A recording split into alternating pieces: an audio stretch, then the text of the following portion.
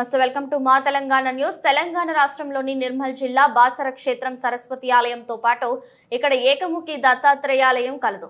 గురు చరిత్రలో పేర్కొనబడిన 13వ, 14వ అధ్యాయాలు జరిగిన ప్రదేశంగా దత్తాత్రేయ క్షేత్రంగా కూడా బాసర పిలువబడుతుంది.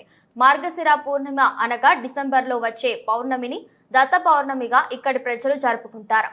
మార్గశిర పూర్ణిమ రోజు ఉదయం బాసర గ్రామ పురవీధులలో పల్లకి సేవను నృసింహ సరస్వతి సాయం దేవ్ ట్రస్ట్ సభ్యులు నిర్వహించారు. మంగళ వాయిద్యాల మధ్య హిందూ ధర్మం ప్రకారం మహిళలు కోలాటాలు వేస్తూ భజన కీర్తనలు చేస్తూ సాయం దేవ్ నివాసమైన సార్వజనిక గణేష్ మండలి వరకు నిర్వహించి అక్కడ బ్రాహ్మణ కుటుంబీకులు దత్తాత్రేయుడికి హారతులు ఇచ్చారు. అనంతరం ఈ పల్లకి సేవ దత్తాత్రేయ ఆలయం వరకు కొనసాగింది.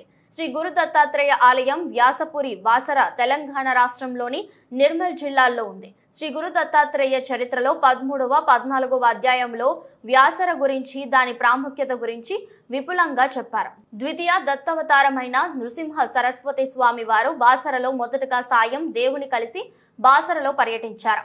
సాయం దేవునికి యవన రాజు ద్వారా వచ్చిన ఆపాయాన్ని తొలగించి ఆయనేని ముఖ్య శిష్యునిగా స్వీకరించారు.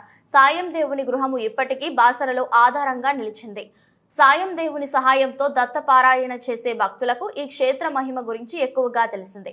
గురు చరిత్రలు 41వ అధ్యాయంలో కూడా బాసర ప్రస్తావాల గురించి రావడం విశేషం.